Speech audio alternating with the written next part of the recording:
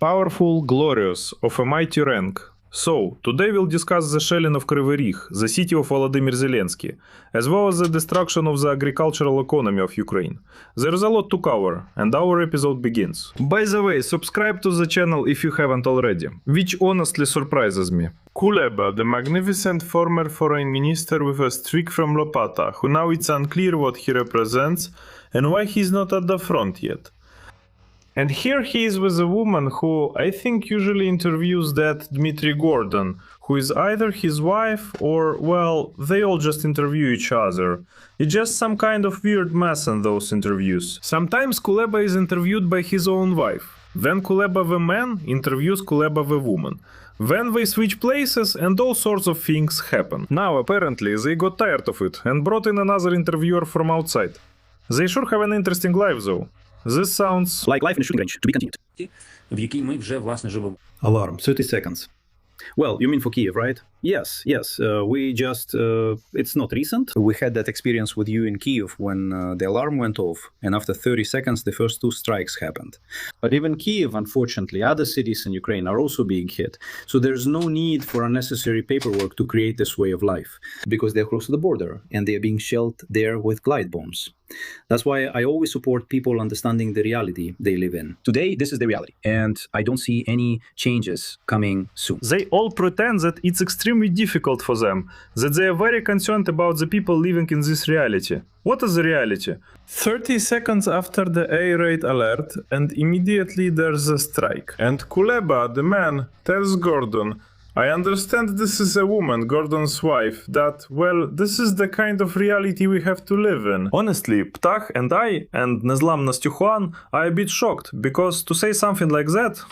Moreover, this person who was directly responsible for some citizens, for their lives, both abroad and inside the country, ruined everything, including this very Kuleba, the man. And now he's warning, if things get really bad, well, Kuleba the man, Kuleba, will take Kuleba the woman. The woman, they'll go off to some place like Hawaii or other Caribbean islands, or the Dominican Republic, or somewhere else. Yeah, there are plenty of places where a decent person can hide, right? But ordinary Ukrainians aren't worthy. Those who aren't counts, aren't princes, aren't residents of the upper layers of the internet, and aren't passengers of that very social elevator that lifted all sorts of blockheads and draft dodgers to the top. Well, for all of us, it's unclear what to do. That's quite telling. So all these Kulebas, Gordons and all the rest have completely lost, they've lost everything basically. Dignity, honor and everything else. But they keep telling ordinary citizens how to live.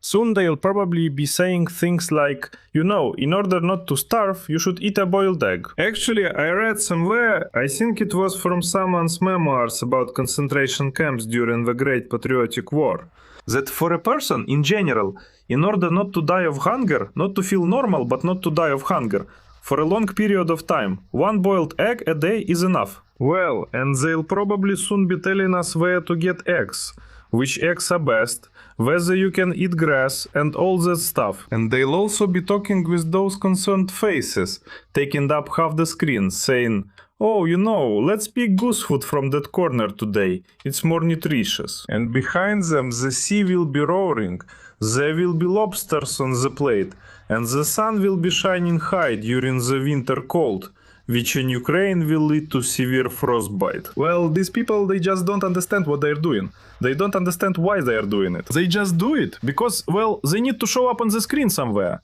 They need to give themselves a chance to express themselves.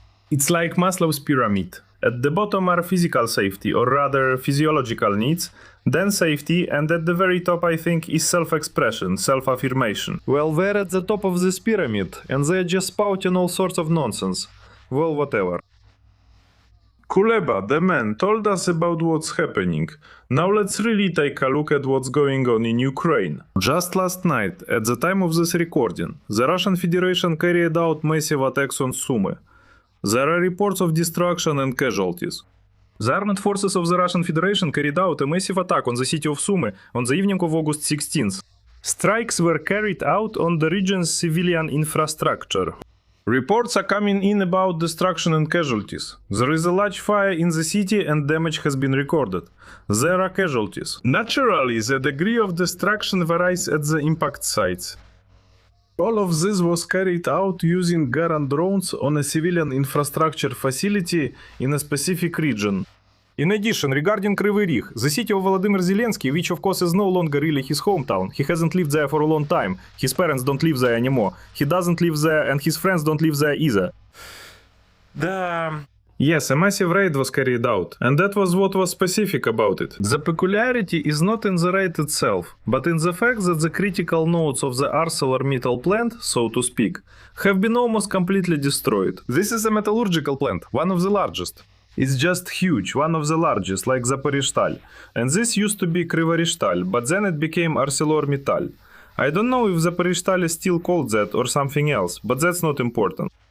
In short, this is a huge industrial gem of Ukraine, so to speak. It has suspended its operations because the blast furnace shops are destroyed, the plant's power facilities are destroyed, and basically that's it. And they are planning to shut everything down there. It's a private business owned by Arcelor, I think. Maybe it was resold later or not, but that's not really important.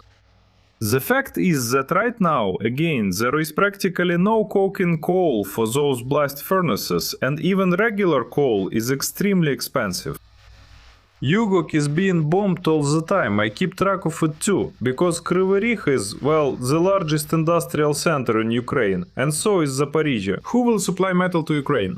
Well, soon we'll probably be buying it from America. Why not? From America or whoever else produces metal. Germany used to produce it, but now Germany has destroyed everything with its own hands. As I said in several videos, if they produce anything there at all, soon they'll only be producing tanks. They'll put such an economy on a war footing. There is also a monstrous statement here. This is mainly about the shelling. Now, a monstrous statement from one of the so-called veterans. There are veterans and then there are veterans. For example, there are representatives of the AFU and there are representatives of Uhiles. There are all sorts of big wigs, wild ones. And it's specifically the Key, who spent about 2 weeks there in 2014, fell drunk of an armored personnel carrier, was put on the books, and is now considered a veteran. Soon he'll be appointing himself as a generalissimo, or even the generalissimo of the universe. He was in command of either a platoon or something small like that.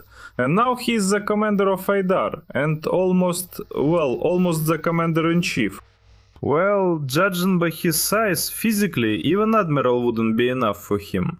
Field Marshal, Admiral, he could be given all the ranks from around the world. So basically, what is he saying? He suggests tying police draft exemption rules to the number of people caught. There's a lot of nonsense written there. The fact is, this genius is suggesting tying the quota for catching ordinary civilians. Just think about it. To those same police officers' draft exemption. So basically, if you don't catch, say, 10 people a day, you lose your draft exemption and get sent to the front. Or you get demoted, or something else happens. Or maybe they even kick you, I don't even know. Anything can be expected here.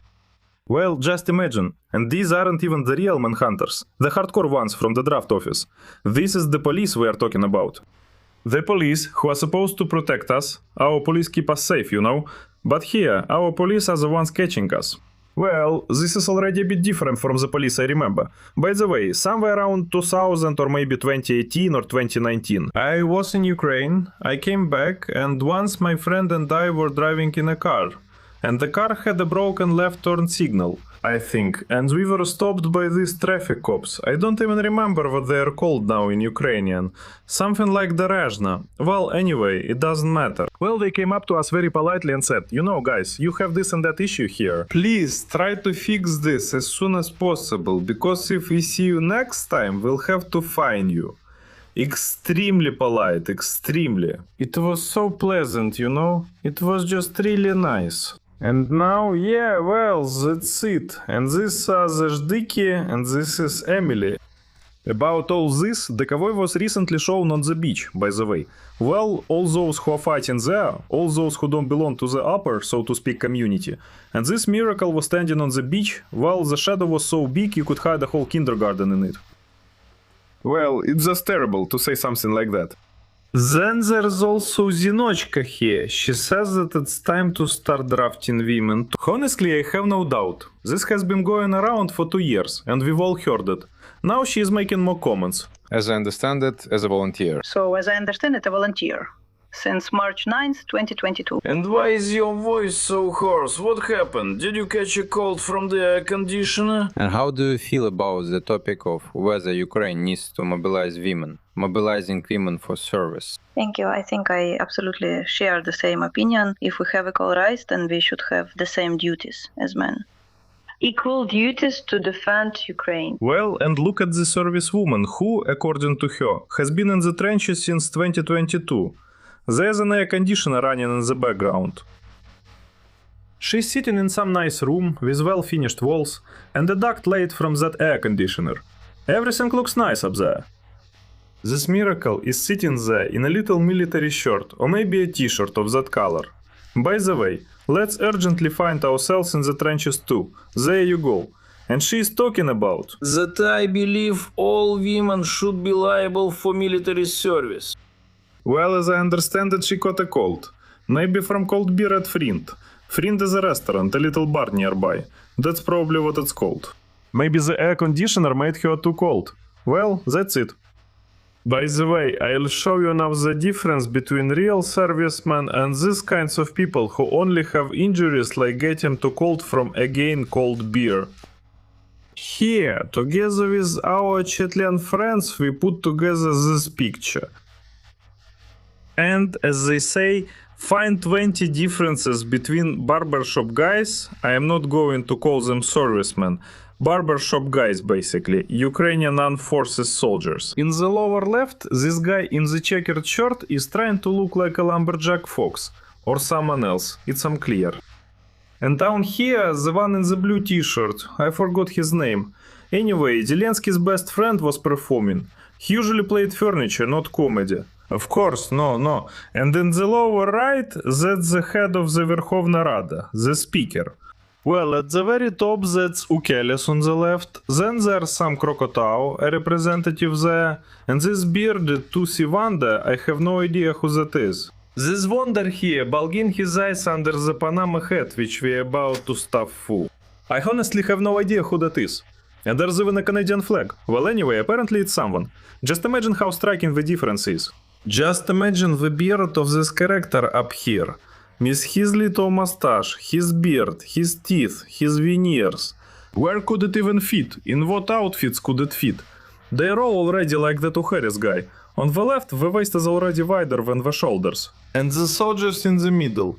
Just imagine what a nightmare it is. What's happening in Ukraine right now? And then some other weirdo shows up. This one with the air conditioners. She says, I got cold under the air conditioner here, so let's have the women of Ukraine die at the front. What is even going on? Where do you all come from? How many of you are there? Is your name Legion? Okay, I get it, maybe the top brass, a few of them. Fine, a couple dozen people. But there are thousands of these Uheleses, all sorts of them. Every time there are some new ones. Well, it's just impossible. Alright, let's keep watching. What happened in Kryvyi? The number of victims suddenly increased. Again, this was on August 16th. A combined missile and drone attack hit 2 industrial enterprises. 1 man was killed.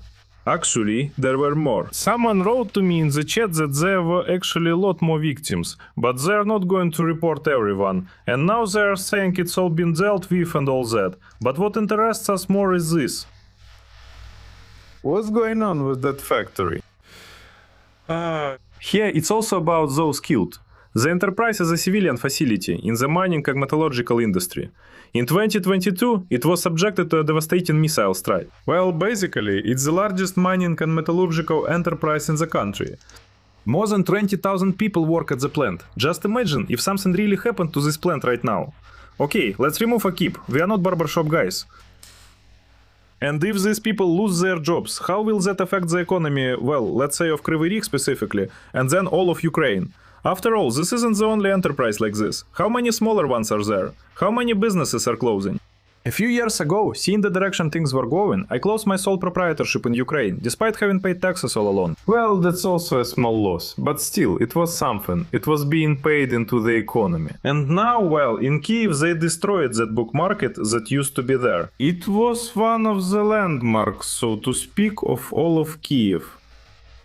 And now what's happening is the gradual destruction of enterprises and Ukraine's own economy.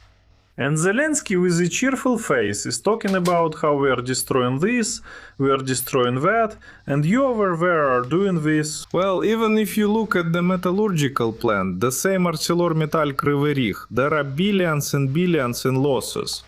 For the year 2026, in the first half, the net loss is 6 billion hryvnias. Well, just imagine how much that is. I think it's several $100 million.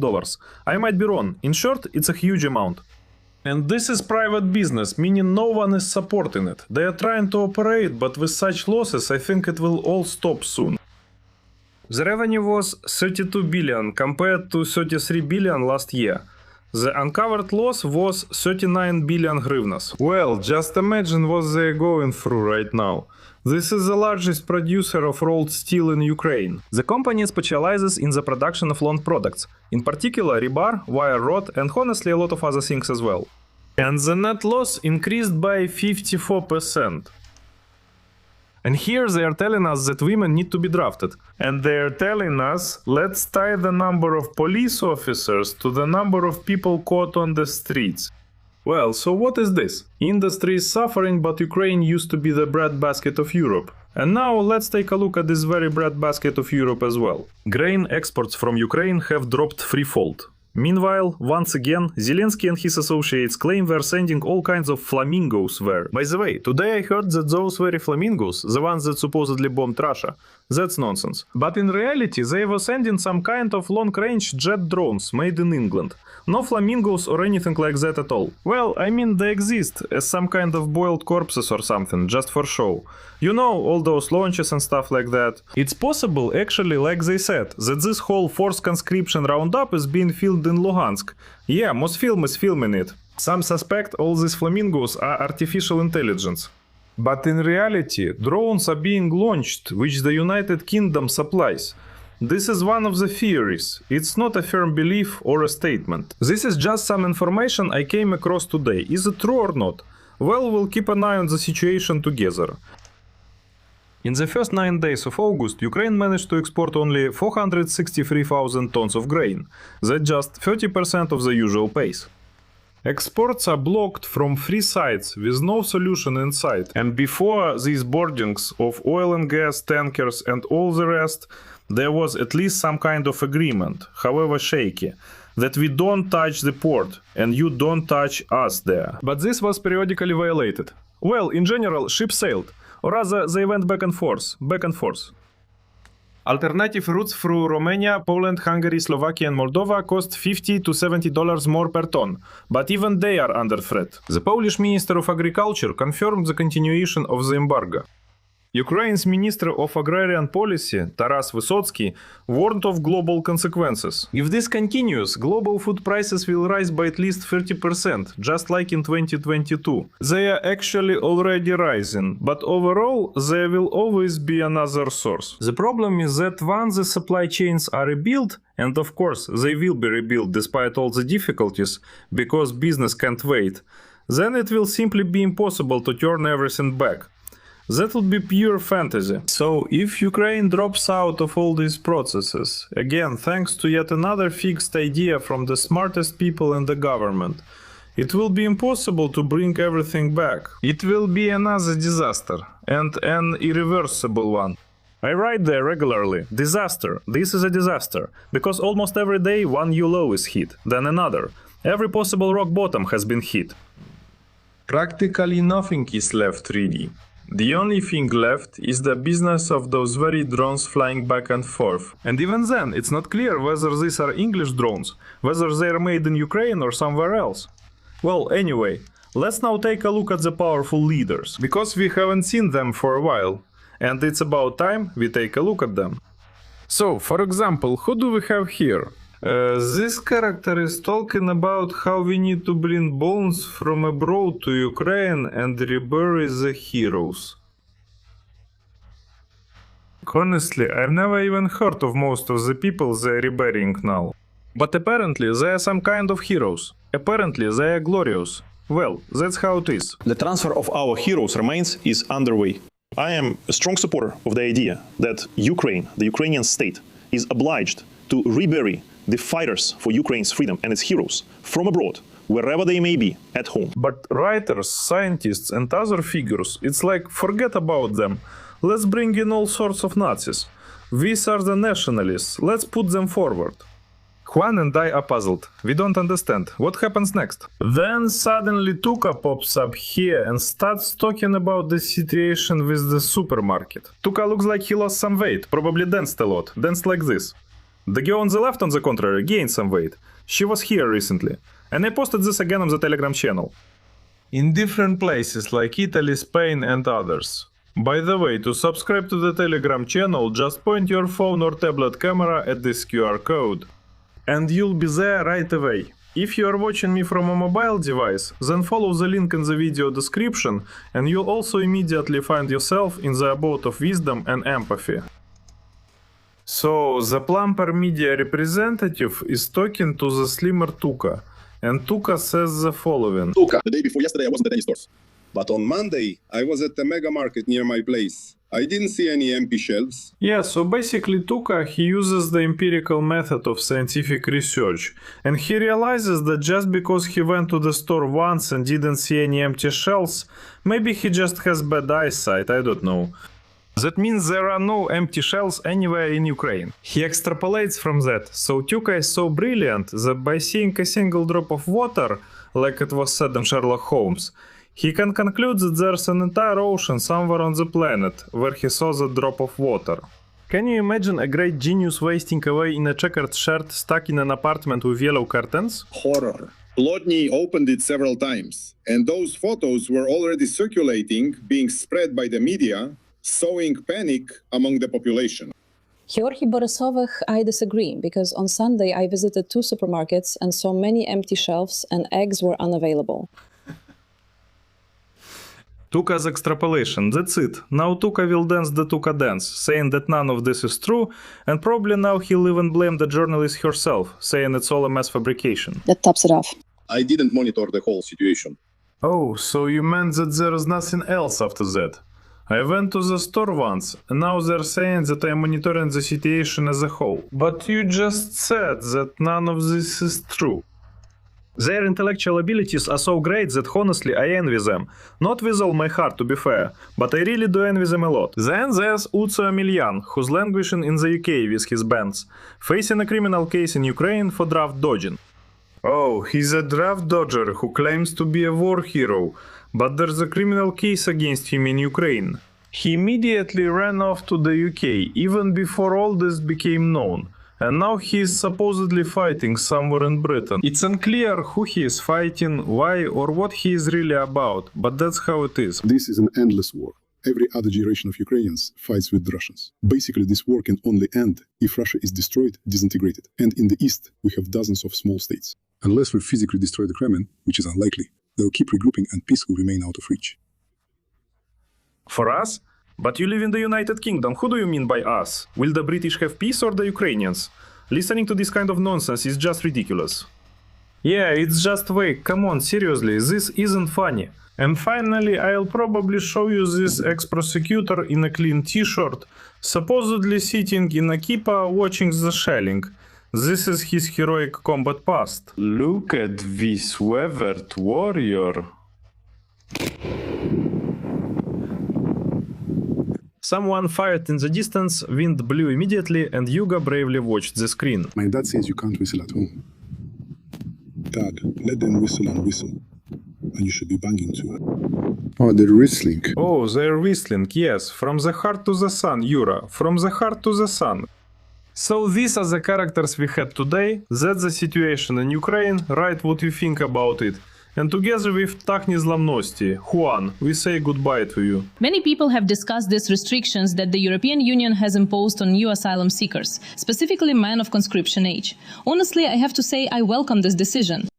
Because, well, it's impossible to just sit there, not fulfill your duties, and then support all these things that are being said about there being a concentration camp in Ukraine. If there's really a concentration camp in Ukraine, then give up your passport and biometric passport, the same data we got in 2016 that ensures collective protection. And please, cut all ties with Ukraine. It's very easy to talk about a concentration camp when you're hanging out somewhere in the Netherlands, Germany or Barcelona.